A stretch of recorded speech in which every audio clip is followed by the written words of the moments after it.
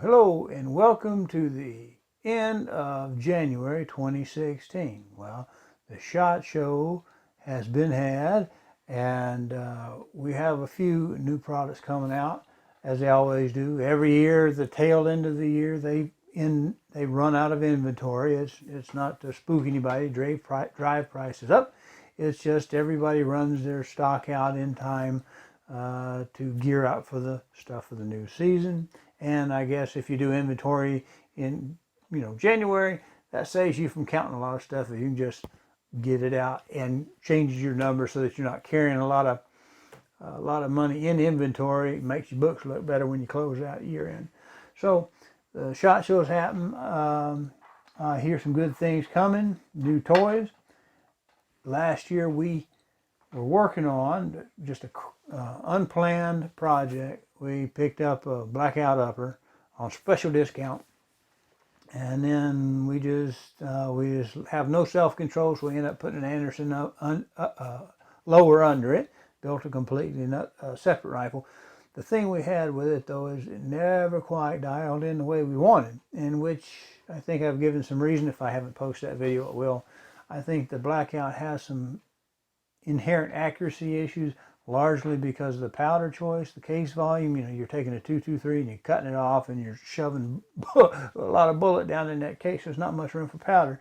Consequently, we use Magnum pistol powders.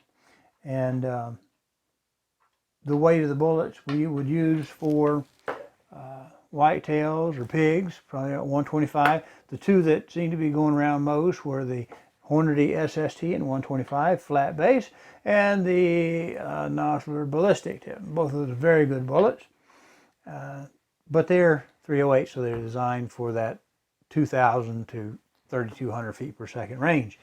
Blackout won't give you that.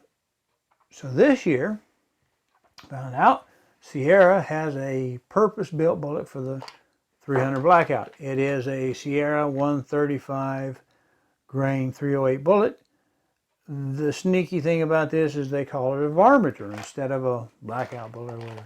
And I talked to him and I said, well, is this really what this is for? Is this really a purpose? The guy at Sierra informed me that it was actually built specifically for the 300 Blackout, 300 AAC. And I said, well, then why'd you call it a varminter? Well, there's only one 300 AAC, but there's a 308, 30-06, 300 Win Mag, those sort of things. And all of those run in that 2,500 or so plus feet per second range. So it would actually have more use. So they had to call it one thing or the other. And I guess they didn't want to carry different SKUs. So they called it a varminter. So we'll see how that works. The barrel on that blackout, that special discount blackout, was a 1 in 7, and right now it seems like they've pretty well much settled on the 1 in 8 as a twist rate. It's a pretty good sized little bullet. I'm hoping that the extra weight, the extra grains on there will help slow it down a little bit by still giving us that kinetic energy to punch it with. We'll just have to see what we can get out of this. And for that, we'll finish our load development, have them all ready here to go. It's just a little cooler outside, and when we get there and it gets a little more sun, the field kind of dries up a little bit, we'll go out there and finish the load development up. But if I haven't said it already, before we finalize that particular video of the load developing, we are going to float the barrel and build this particular round, test this round, see what we get out of it. Another project, SPC, 6.8 SPC, going to build one of those, I think, from the ground up, from blank forgings, from just a unfinished receiver on up, unfinished lower up, put every pin, everything in it, and just build it from there. I mean, it's going to be have oxide. It's an Anderson upper and Anderson lower, what we're going to use. Standard mil-spec trigger. Just build it up. It's going to be based around a Daniel Defense 18-inch SPC barrel. It's about right, I think. With the SPC, it actually makes use of short barrels a little bit better, say, than the Grendel does. Grendel being a small necked type of big fat case and little neck, that's a bullet kind of uses a little bit slower powder, and so longer will help that.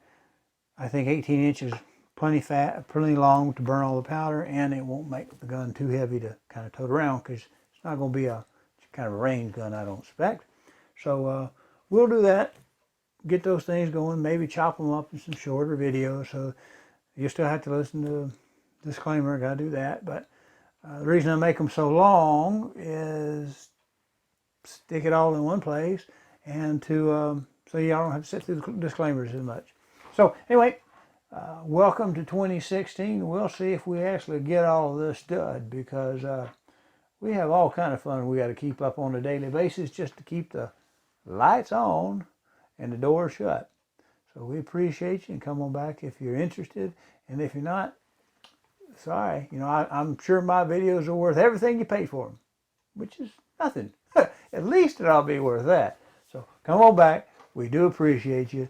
And, you know, there's very few things new under the sun, but it's always maybe good to get a little bit of different view on everything. Repetition. See ya.